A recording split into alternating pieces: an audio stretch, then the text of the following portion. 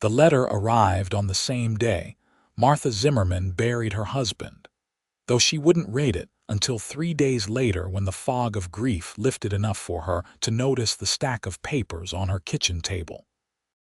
Thomas had been thrown from a spooked horse and broke his neck on the unforgiving Texas ground, leaving her alone at 24 with 2 small children and debts she hadn't known existed until the banker came calling with his leather ledger and apologetic expression. Martha stood in the doorway of their small house on the outskirts of Gonzales, Texas, watching dust devils dance across the dry earth in the summer heat of 1878. Her daughter Grace clung to her skirts, only 5 years old and still asking when Papa would come home. Her son James, at 3, seemed to understand even less, playing with wooden blocks his father had carved just weeks before. The weight of responsibility pressed down on Martha's shoulders like an iron yoke, but she straightened her spine and lifted her chin. She had been raised by a father who believed women were just as capable as men when necessity demanded it, and necessity was demanding everything of her now. The women from the church arrived the next morning with casseroles and pitying looks. Mrs. Henderson, the banker's wife, dabbed at her eyes with a handkerchief that had never seen real work. "You poor dear. Of course, you'll come stay with us until we can arrange for you to go back east to your people." Martha's jaw tightened. "I have no people back east, Mrs. Henderson. My parents are both gone, and Thomas's family disowned him when he married me.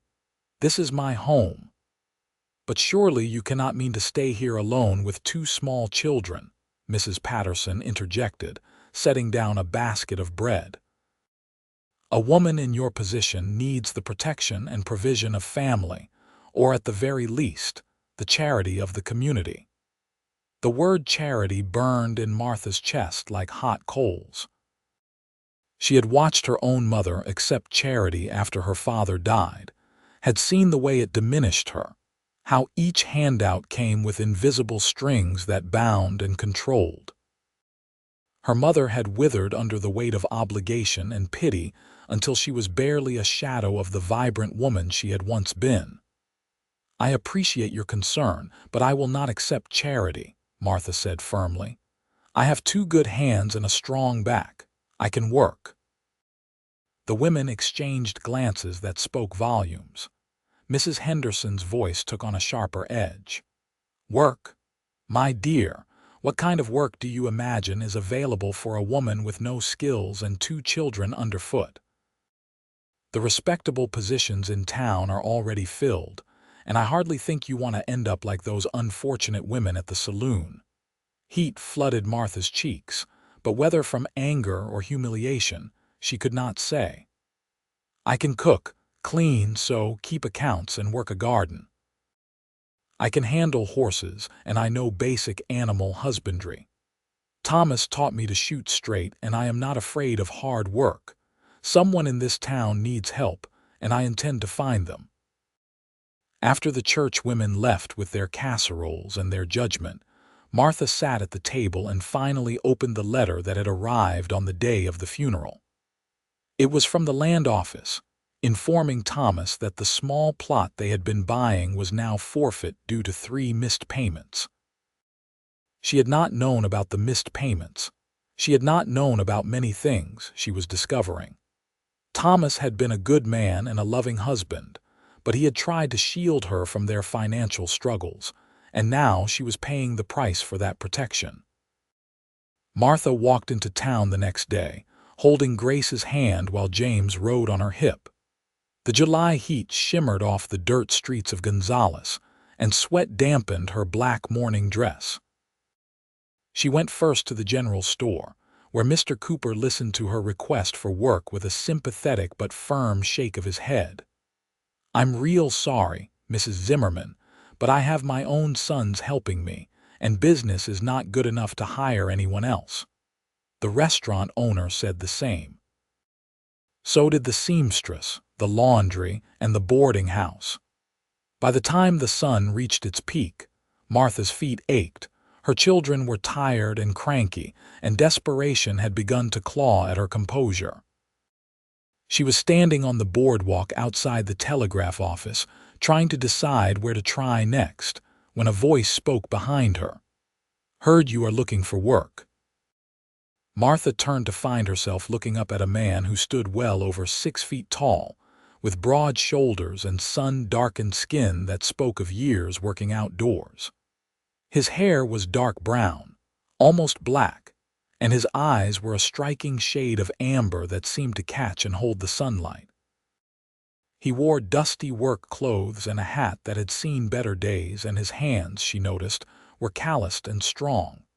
He looked to be in his early 30s, though the lines around his eyes suggested a man who had known hardship. "I am," Martha said, lifting her chin despite her exhaustion.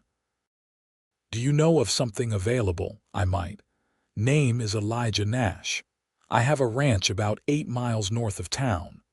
The Circle Inn. I am in need of a housekeeper and cook and someone to help with the accounts. My last housekeeper left 2 months ago to get married, and the place has fallen into chaos. I can provide a small cabin for you and your children, along with wages. $20 a month plus room and board. $20 a month." It was not a fortune, but it was honest money for honest work, and the cabin would solve her immediate housing problem. Martha studied the man carefully, looking for any sign of improper intentions. She had heard stories of women in desperate situations being taken advantage of by men offering help. But Elijah Nash's eyes were direct and honest, and something in his bearing suggested a man of principle. "What would my duties entail exactly?" Martha asked. "Cooking 3 meals a day for myself and 4 ranch hands, keeping the main house clean and orderly, washing and mending as needed. I also need someone who can keep track of supplies and expenditures. My foreman handles the cattle operations, but the household accounts are a mess. The cabin is small but sturdy, 2 rooms with a good stove and a well nearby. It is about 50 yards from the main house. When would you need me to start?" "As soon as you are able. Today, if possible. I will pay for a wagon to move your belongings." Martha's pride warred with her practical sense. This was happening very fast, perhaps too fast, but what choice did she have? The rent on her current house was due in a week, and she had no money to pay it. "I need to be clear about something, Mr. Nash. I am looking for employment, nothing more. I am a widow with 2 children, and my reputation is all I have left. If you are looking for anything beyond a professional arrangement, you should say so now." Elijah Nash's expression did not change, but something flickered in those amber eyes that might have been respect. "I am looking for a housekeeper and cook, Mrs. Zimmerman. Nothing more and nothing less. You will have your own cabin with a lock on the door. I am not a man who takes advantage of women in difficult situations. You have my word on that." Martha made her decision in the space of a heartbeat, knowing it was reckless and risky but seeing no other path forward. "Very well, Mr. Nash. I accept your offer. I can be ready to move by tomorrow morning. I will send a wagon at first light." He tipped his hat and turned to leave, then paused and looked back. "Mrs. Zimmerman, I am sorry for your loss. Thomas was a good man. He bought feed for me a few times, and we always had pleasant conversation. He spoke of you and your children with great love." The unexpected kindness brought tears to Martha's eyes, but she blinked them back. "Thank you, Mr. Nash. That means more than you know." True to his word, a wagon arrived at dawn the next morning, driven by a weathered older man who introduced himself as Pete, the foreman of the Circle Inn. Martha's belongings were pitifully few. Some clothes, her mother's dishes, Thomas's tools, the children's toys, and the bed and table that were hers. The rest had belonged to the landlord. It took less than an hour to load everything, and then Martha was lifting her children into the wagon bed, settling them on a quilt among the furniture. The ride to the Circle N took almost 2 hours on rutted roads that wound through rolling grassland dotted with mesquite and live oak. The land here was dry, thirsty for rain that came too seldom, but there was a stark beauty to the landscape that Martha had always appreciated. The sky stretched endlessly overhead, so big and blue it made her feel simultaneously insignificant and free. As they crested a low hill, Pete pointed with his chin toward a cluster of buildings in the distance. There she is. The Circle N been Nash land for near about 15 years now. Elijah's father started it, and Elijah has built it up considerable since he took over.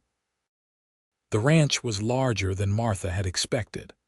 The main house was a long, low structure built of wood and stone, with a covered porch that wrapped around at least 2 sides.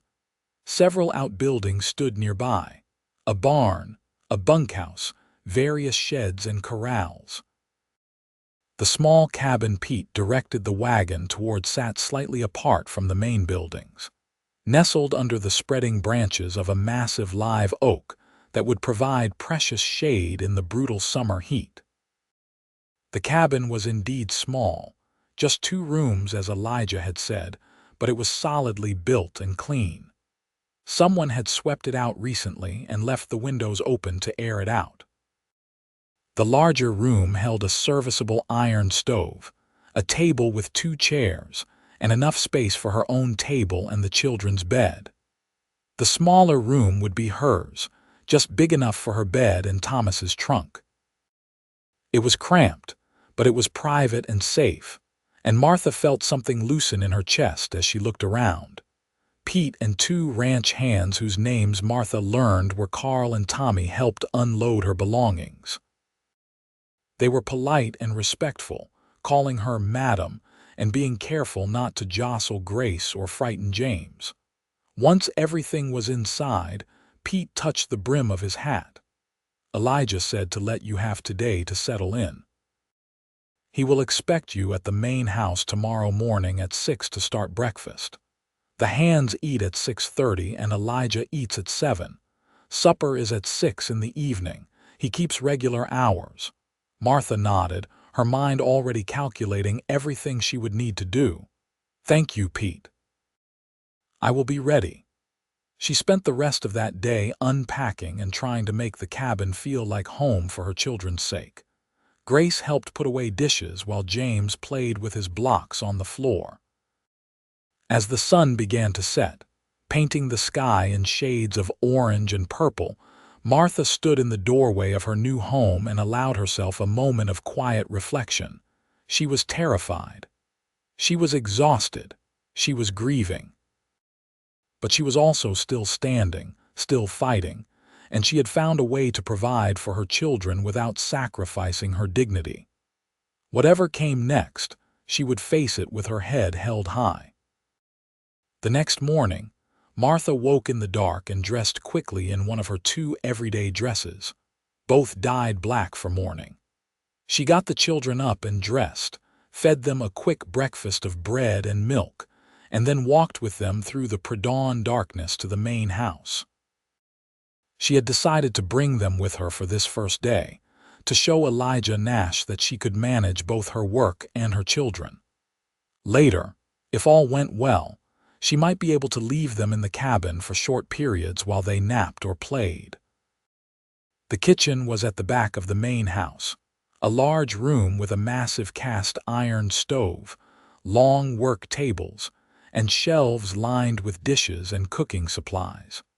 Martha lit lamps and stoked the stove, then began investigating what was available. She found eggs, bacon, potatoes, flour, coffee, and various other supplies.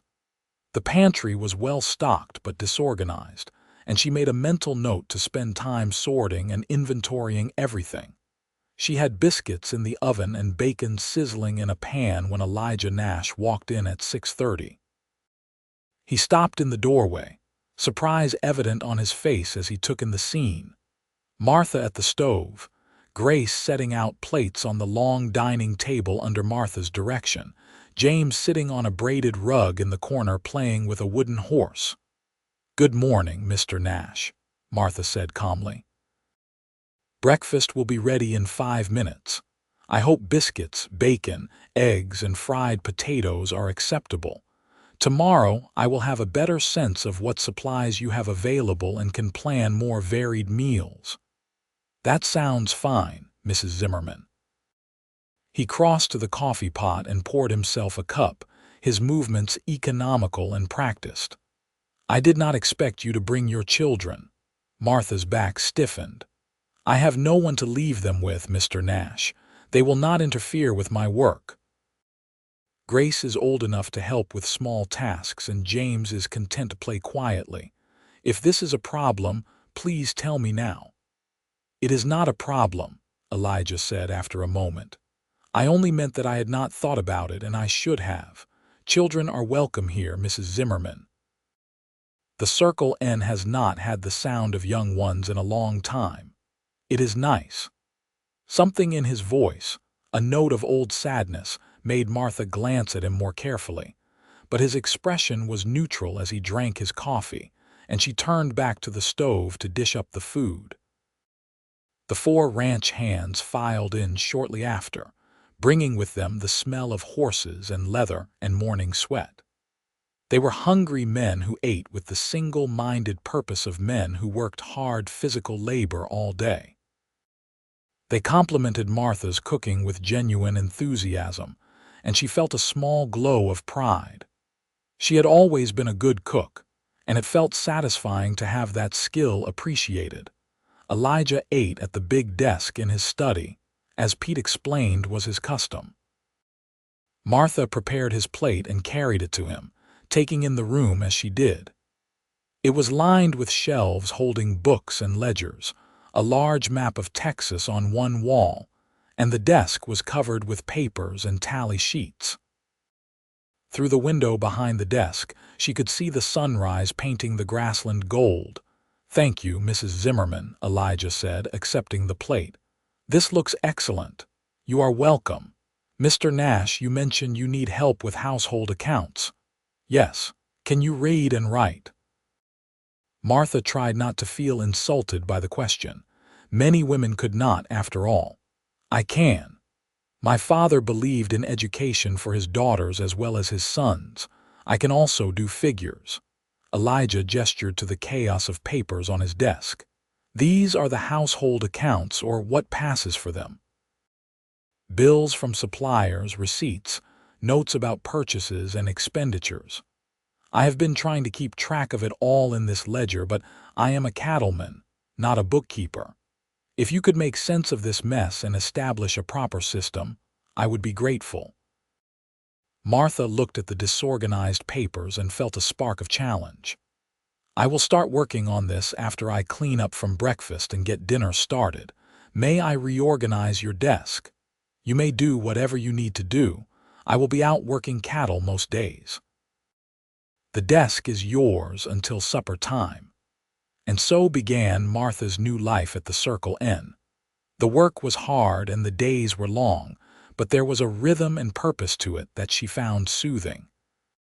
She woke before dawn and went to bed exhausted, but in between, she cooked and cleaned and organized, slowly bringing order to the chaos of Elijah Nash's household. The children adapted better than she had dared hope. Grace loved helping in the kitchen and tending the small vegetable garden behind the cabin that Martha started.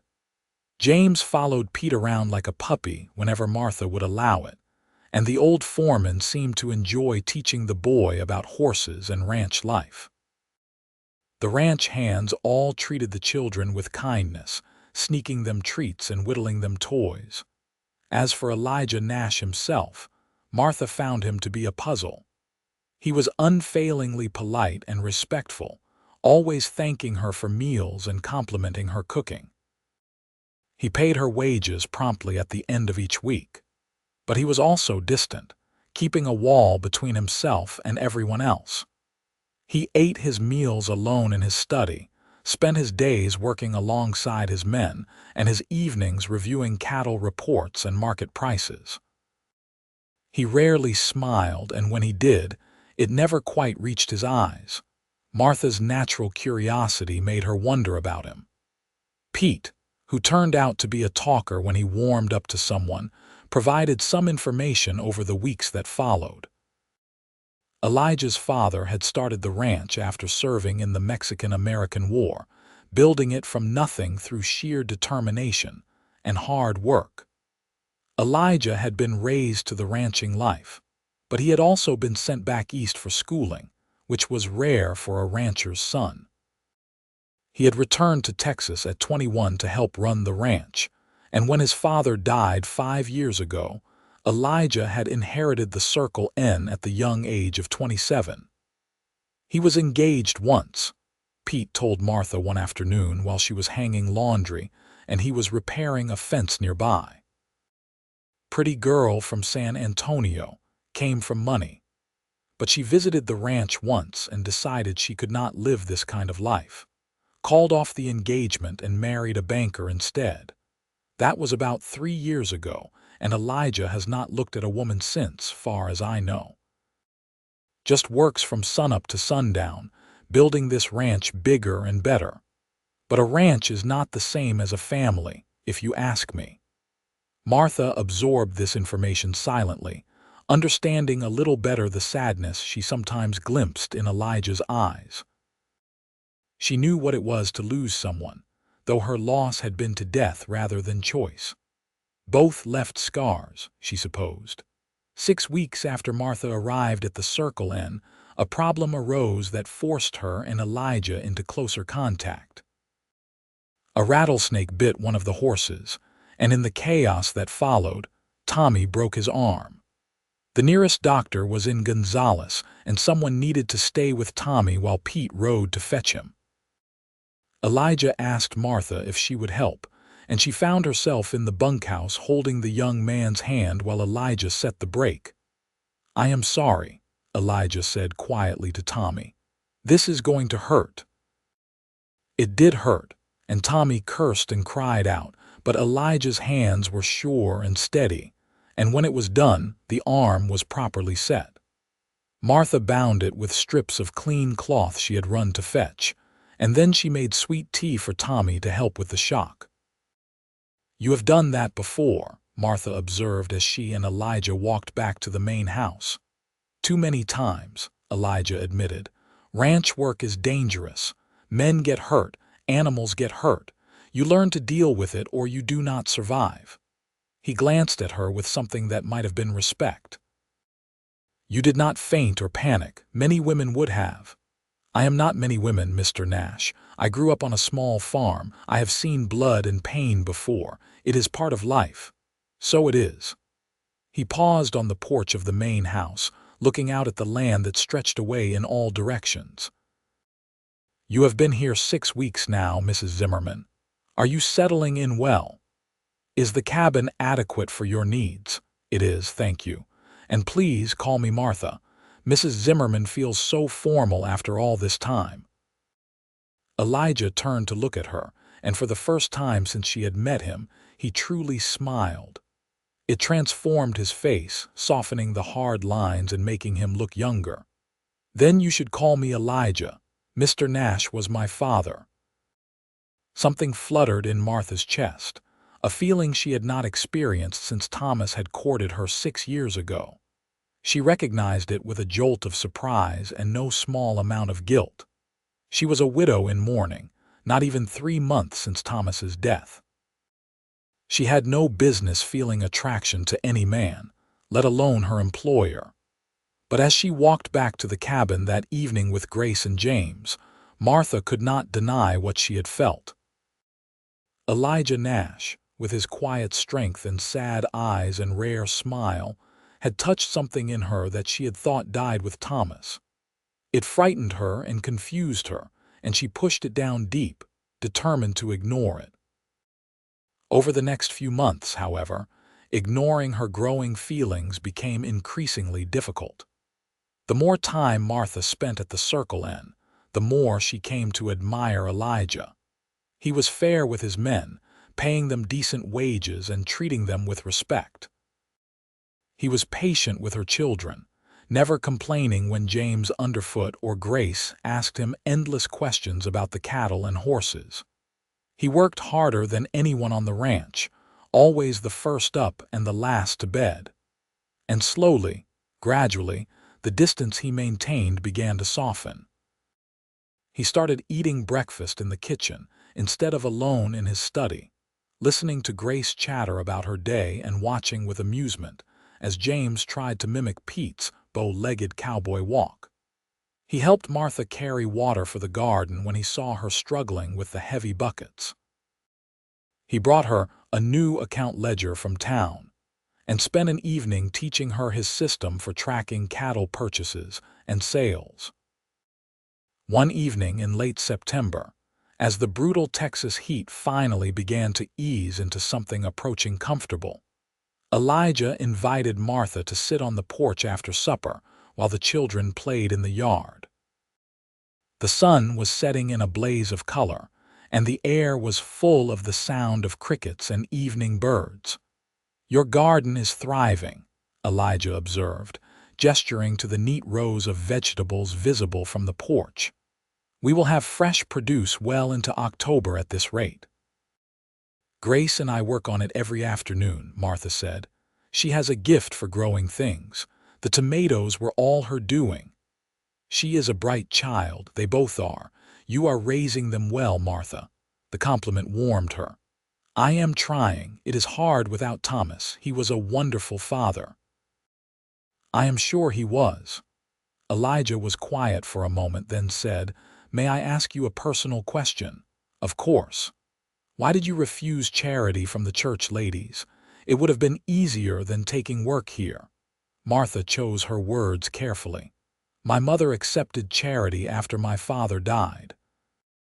I watched it diminish her, turn her into someone small and grateful and powerless. Every handout came with expectations and judgments. She died feeling like a burden on the world. I swore I would never let that happen to me. I would rather work myself into the ground than live on pity." "That is what I thought," Elijah said softly. "You have too much pride and strength to accept being made weak by false kindness. I admire that about you, Martha. You face life head-on with courage and determination." "I do what I must for my children. It is more than that, and you know it." He turned to look at her, his amber eyes intense in the fading light. "You are a remarkable woman, Martha Zimmerman." The moment stretched between them, charged with something unspoken. Martha's heart hammered in her chest. This was dangerous territory, and she knew it. She stood abruptly. "I should get the children to bed. Thank you for the conversation, Elijah." If he was disappointed by her retreat, he did not show it. "Good night, Martha. Sleep well." But Martha did not sleep well. She lay in her small bed in the cabin, listening to her children breathe in their sleep, and admitted to herself what she had been denying for weeks. She was falling in love with Elijah Nash. It was too soon and possibly inappropriate, but her heart did not care about propriety or proper mourning periods. Her heart wanted what it wanted. The question was, what was she going to do about it? The answer came sooner than she expected. In early October, a man rode up to the Circle N on a fine horse, dressed in expensive clothes and carrying himself with the confidence of someone important. Pete told Martha his name was Gerald Morrison, and he was a wealthy rancher from San Antonio with land holdings throughout South Texas. Morrison stayed for dinner, and Martha was required to serve the meal in the dining room, something that had not happened before. She tried not to listen to the conversation, but it was impossible not to hear. "I am prepared to make you an offer on the Circle N, Nash," Morrison said around a mouthful of Martha's roast beef. "A generous offer. You have built this place up well, but you are still a relatively small operation. Merge with my holdings, and I will make you a foreman with a good salary and no risk." "The Circle N is not for sale," Elijah said quietly. "Everything is for sale at the right price. I am prepared to offer you $15,000, Nash. That is more than fair for a ranch this size. The Circle N is not for sale at any price, Mr. Morrison. This is my family's land. My father built this ranch with his own hands, and I intend to pass it on to my children someday. Morrison's laugh was condescending. Children? You are not even married, Nash. And from what I hear, you are not likely to be. Women do not want to live this kind of life, isolated and harsh. Better to take my offer while it stands. Martha saw Elijah's jaw tighten, but his voice remained level. I appreciate your offer, Mr. Morrison, but my answer is final. The Circle N is not for sale. Morrison left shortly after, clearly displeased. Martha was clearing the table when Elijah spoke from the doorway. I apologize that you had to hear that, Martha. You have nothing to apologize for. It is your land and your decision. She paused, then added carefully, he was wrong, you know, about women not wanting this kind of life. The right woman would not see it as harsh and isolated. She would see it as beautiful and free. Elijah stepped into the room, his eyes searching her face. Would she? Yes. Martha met his gaze steadily. I do, Martha. His voice was rough. I need to know something. These past months, having you here, seeing you every day, watching you work and mother your children and bring life back to this house, I have felt things I thought I would never feel again. But you are a widow, recently bereaved, and I have no right to burden you with my feelings. Tell me honestly, am I alone in this? Because if I am, I will never speak of it again and we can continue as we are. Martha's heart raced. This was the moment. She could retreat to safety, maintain the professional distance between them, protect her wounded heart from potential pain. Or she could be honest and brave and take a chance on something that felt real and true and right. You are not alone, she said quietly. I feel it too, Elijah. I have tried not to, tried to tell myself it is too soon and not proper, but my heart does not care about propriety. It only knows that when I am near you, I feel alive again. I feel like myself again, not just a widow and a mother, but a woman with her own thoughts and feelings and desires. Elijah crossed the room in 3 long strides and took her hands in his. His touch was warm and gentle, and Martha felt heat spread through her body from that simple contact. I do not want to dishonor Thomas's memory, Elijah said, and I know some people will say it is too soon. But Martha, I think I am falling in love with you. You are strong and brave and fierce, and you make me remember what it feels like to hope for the future. I want to court you properly, if you will allow it. I want to see if this feeling between us can grow into something lasting. Tears stung Martha's eyes, but they were good tears, healing tears. I would like that, Elijah. Very much. He lifted her hands to his lips and kissed them gently, and it was the most romantic gesture Martha had ever experienced. They stood there in the dining room, holding hands and smiling at each other like fools, until Grace appeared in the doorway asking for a drink of water and broke the spell.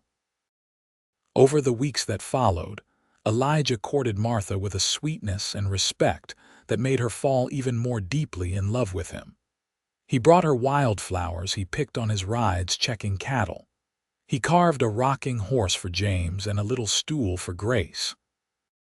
He sat with Martha on the porch in the evenings and talked about everything and nothing, sharing his dreams for the ranch and listening to her memories of Thomas without jealousy or resentment.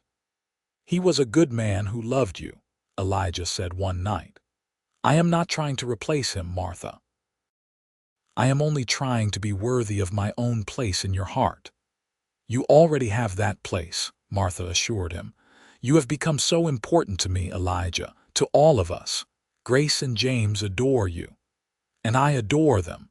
I always wanted children, but I had given up on the idea of having a family.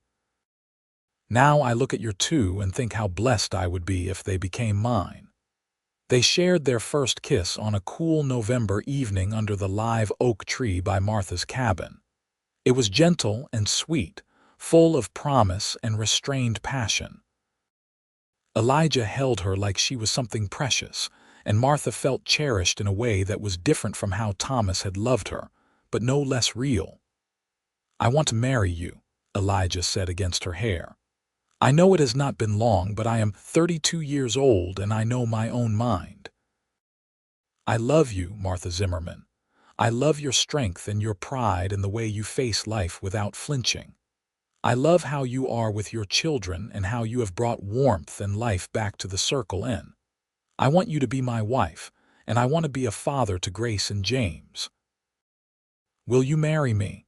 Martha pulled back to look at him, her heart so full she thought it might burst.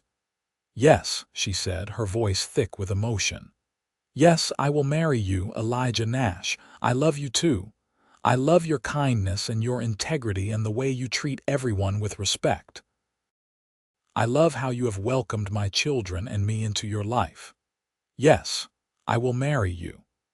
They were married in the church in Gonzales on a bright December morning in 1878, 6 months after Thomas's death and 4 months after Martha came to work at the Circle Inn.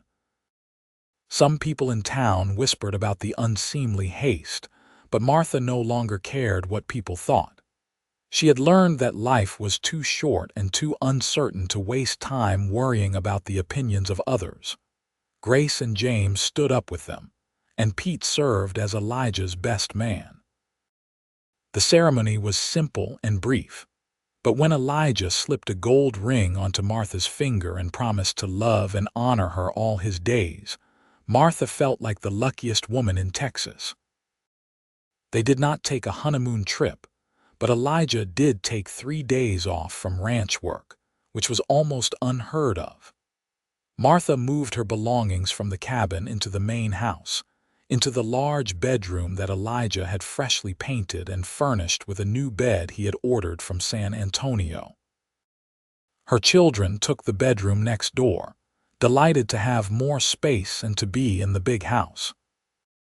Their wedding night was tender and passionate, and Martha discovered that the physical love between a man and woman could be even deeper and more fulfilling when built on genuine partnership and respect. Elijah was a generous and attentive lover, concerned for her pleasure as much as his own, and Martha felt the last of her walls crumble as she gave herself fully to this man who had become everything to her. As they lay tangled together afterward, Elijah traced patterns on her bare shoulder and said, "I want you to know something, Martha. You are not just my wife. You are my partner in every sense of the word. This ranch is as much yours as mine now. I value your opinions and your intelligence. I want your input on decisions. We are building this life together, equals in every way." Martha turned to kiss him, moved beyond words. Thomas had loved her, but he had also tried to protect her by keeping her ignorant of important matters. Elijah was offering her something different, something she had not known she craved. True partnership, true equality. The first year of their marriage was not without challenges. Blending a family was complicated, and Grace in particular struggled at first with calling Elijah Papa, feeling like she was betraying Thomas's memory. Elijah was patient and understanding, telling her she could call him by his name until she felt ready for something else. The turning point came in the spring of 1879, when Grace fell from a tree and broke her collarbone. Elijah sat up all night with her, holding her while she cried and telling her stories to distract her from the pain. When Martha came to relieve him in the early morning, she found Grace asleep in Elijah's arms, and Elijah looking at the little girl with such love and tenderness that Martha's eyes filled with tears. 2 days later, Grace shyly asked Elijah if it would be all right if she started calling him Papa. Elijah's eyes went bright with emotion, and he knelt down to hug her carefully, mindful of her injured shoulder. "It would be more than all right," he said hoarsely. It would be the greatest honor of my life. James, who had no real memories of Thomas, had been calling Elijah Papa from the start, and now the family felt complete. Elijah formally adopted both children that summer, giving them his name. Grace became Grace Nash, and James became James Nash, and Martha watched her children flourish under the love and attention of a father who had chosen them. In August of 1879, Martha discovered she was pregnant. She had hoped for it, but had not been certain, and when the doctor in Gonzales confirmed her suspicions, she felt a complicated mix of emotions. She was happy, certainly, excited to have a child with Elijah. But she also felt a strange guilt, as if having another baby was somehow diminishing her memories of Thomas and the family they had built together. She shared these feelings with Elijah that night, and he listened without judgment before pulling her close. "Martha, love, you do not have to choose between your past and your present. Thomas will always be Grace and James's first father, and that is good and right. But I am their father now too, and this baby we are making together does not erase or replace anything. It only adds to the love in this family. There is room in our hearts for all of it, the memories and the present and the future." His wisdom and understanding helped ease Martha's guilt, and as her pregnancy progressed, she allowed herself to be fully joyful. Elijah was attentive and excited, reading everything he could find about childbirth and infant care. He built a beautiful cradle from oak wood and set it up in their bedroom. Grace and James were thrilled at the prospect of a baby sibling, making plans and arguing over names. Martha gave birth to a healthy baby boy on a warm April evening in 1880. The labor was hard but relatively quick, and when the midwife placed the squalling infant in Martha's arms, Martha looked up at Elijah's awestruck face and felt her heart expand to make room for even more love. "What should we name him?" Elijah asked, gently touching the baby's tiny hand. They had discussed names but had not made a final decision. Martha looked at their son, at his perfect features and dark hair, and suddenly she knew. "Noah," she said. "Noah Thomas Nash. Thomas for his brother's first father, who should be honored in this family." Elijah's eyes went bright. "Noah Thomas Nash. It is perfect, Martha. Thank you for that." Noah was an easy baby, content and healthy, and the whole household doted on him. Pete carved him toys, and the ranch hands took turns holding him and making ridiculous faces to get him to smile.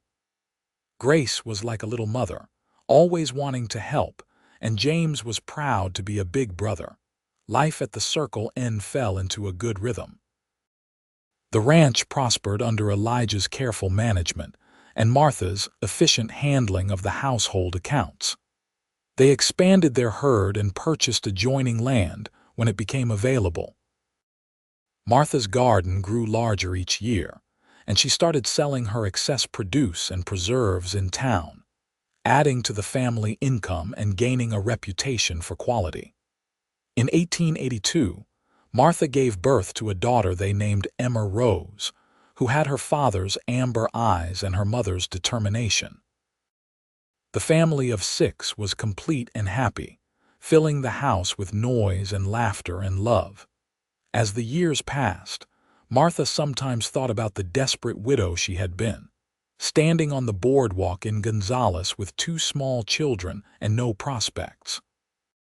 She had refused charity because it would have made her small and dependent, but Elijah had given her both work and charity in the truest sense, the kind that builds up rather than diminishes.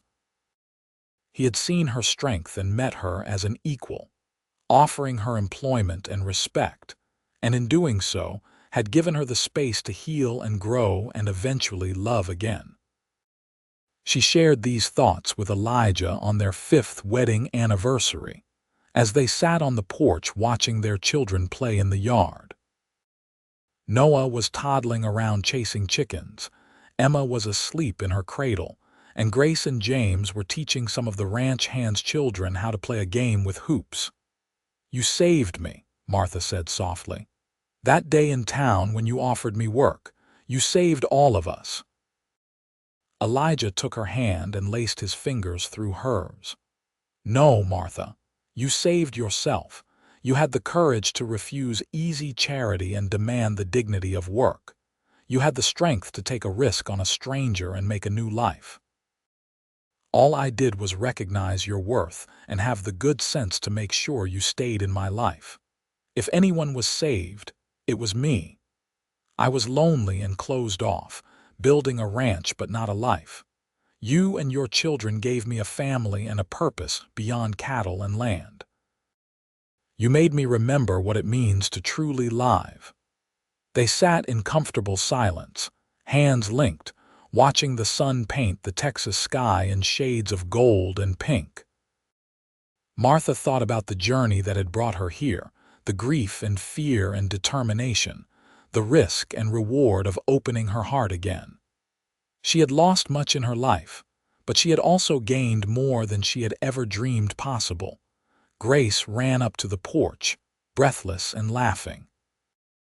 "Mama, Papa, come play with us." Elijah and Martha exchanged a smile and stood, following their daughter into the yard where their children and their life awaited them.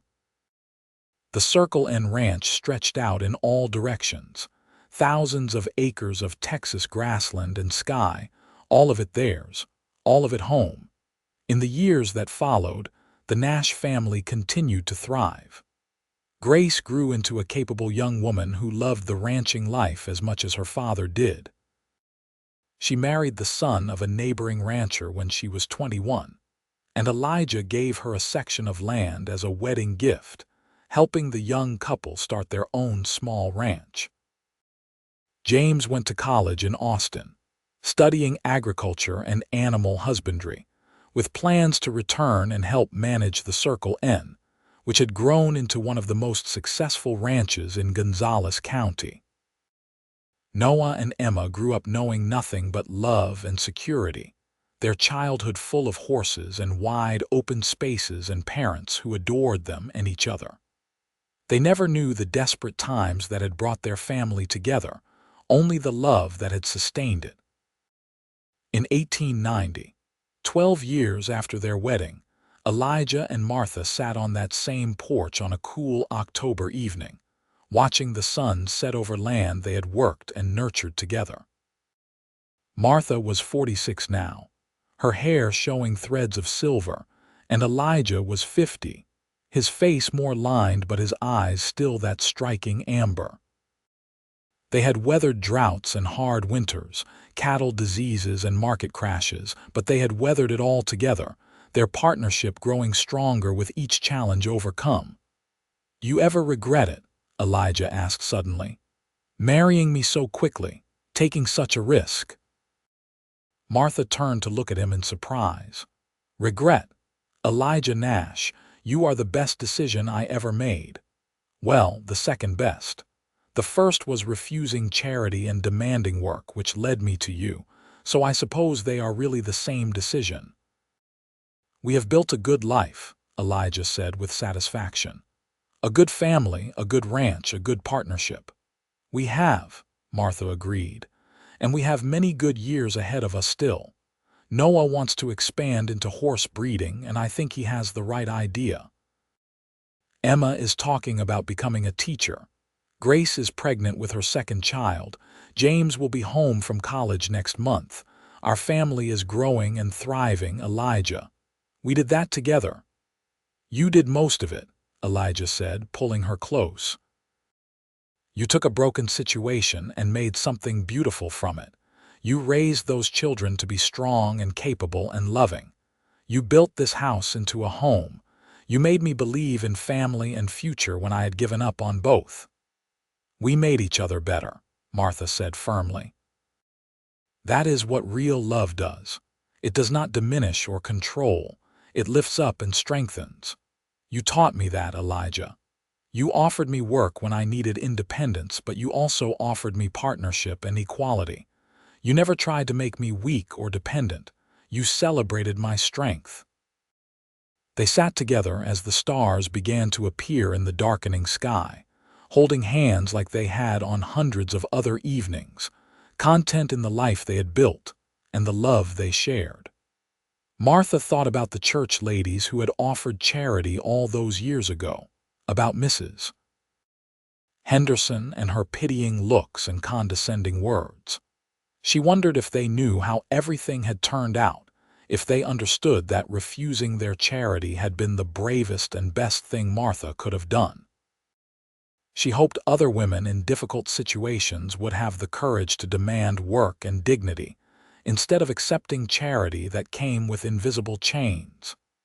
She hoped other men would be like Elijah, willing to see women as partners and equals rather than as possessions or burdens to be managed. But mostly, she was just grateful. Grateful for the journey that had brought her here, grateful for the man beside her who had seen her worth and honored it, grateful for the family they had built together from tragedy and loss and determination. As they finally stood to go inside, Elijah paused to kiss her, a long, sweet kiss that still made her heart race even after 12 years of marriage. "I love you, Martha Nash," he said against her lips. "I love you for your strength and your courage and your refusal to be made small by circumstance. I love you for bringing life and light and laughter to this ranch. I love you for giving me a family and a reason to build something that matters. I love you for being exactly who you are, fierce and proud and true." "And I love you, Elijah Nash," Martha replied, her voice thick with emotion. "I love you for seeing me when I was invisible to everyone else.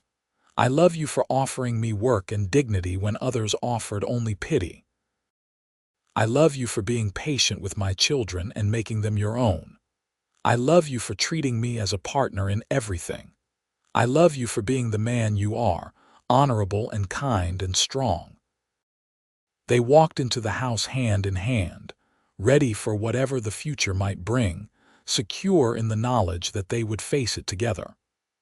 The Circle N Ranch was quiet in the darkness, the cattle settling down for the night, the horses dozing in the barn. It was a good ranch, built on hard work and integrity, but more importantly, it was home to a family built on love and respect and true partnership. And that, Martha thought as she climbed the stairs to the bedroom she shared with her husband, was the greatest success of all. She had refused charity and demanded work, and in return, Elijah had given her both the work she needed and the love she deserved. He had given her his name, his home, and his heart, and she had given him the same in return.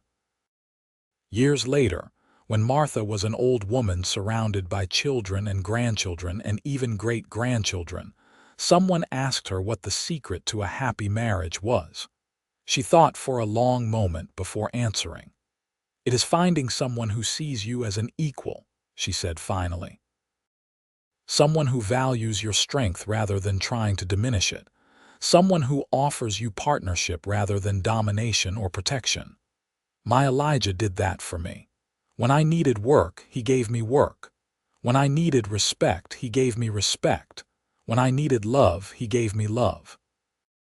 But he never tried to make me less than I was. He celebrated who I was and helped me become even more. That is what real love looks like. That is what makes a marriage last." She had lived long enough to see her children's children grow and marry and have children of their own.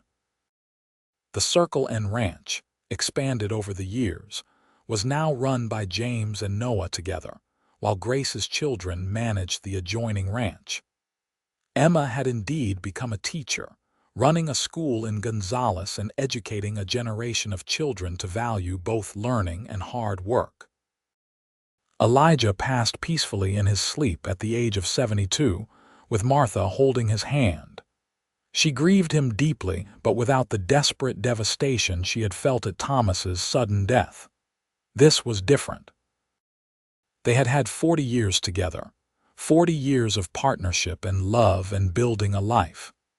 They had grown old together, had seen their family flourish, had accomplished more than either had dreamed possible. His death was sad but not tragic, the natural end to a life well lived and a love well honored. Martha lived another 5 years after Elijah's death, remaining sharp and active almost until the end. She still walked through the garden she had planted, still gave advice to her children and grandchildren about running the ranch and living life with integrity. And she still told the story of how she had come to the Circle N, a desperate widow with 2 small children, refusing charity but willing to work. "I thought I was just finding employment," she would say, her aged eyes still bright. "But what I really found was a partner who respected me, a love that honored me, and a life that fulfilled me. Elijah gave me work when I needed independence, and he gave me love when I was ready for it. But most importantly, he gave me the freedom to be fully myself, strong and capable and equal. That was the greatest gift of all." When Martha died peacefully in her sleep at the age of 81, surrounded by family, the whole county mourned. She was remembered not just as the wife of Elijah Nash, or the matriarch of the successful Nash ranching family, but as a woman of courage and integrity who had faced terrible circumstances with strength and determination, who had refused to be diminished by tragedy, and who had built a remarkable life through hard work and love. The Circle N Ranch continued for generations after, passed down through the Nash family, each generation adding their own improvements and innovations, but always remembering the foundation that Martha and Elijah had built together. The story of the widow who refused charity but accepted work, and the rancher who gave her both work and his name, became family legend, told and retold to children and grandchildren as an example of courage, integrity, and true partnership. And on the main house's mantel, in a place of honor, sat a photograph taken in 1888, showing Elijah and Martha with their 4 children. Martha stood straight and proud, her hand on Elijah's shoulder, and Elijah looked at her with such obvious love and admiration that anyone who saw the photograph could see immediately what kind of marriage they had shared. It was not a marriage of dominance or subservience, but of equals who had chosen each other and built something lasting and true. That photograph, more than anything else, captured the essence of their story. A widow who had demanded dignity and a rancher who had honored it. 2 people who had found each other in difficult circumstances and created something beautiful and lasting. A partnership built on respect, love built on equality, and a family built on both. It was, everyone agreed, a love story for the ages, set against the harsh but beautiful backdrop of the Texas frontier, where strength and courage and determination were not just admirable qualities, but necessary ones for survival. Martha and Elijah had both possessed those qualities in abundance, and by joining together, they had created something that lasted far beyond their own lifetimes, a legacy of love and partnership and respect that their descendants carried forward into the future. The widow had refused charity but accepted work.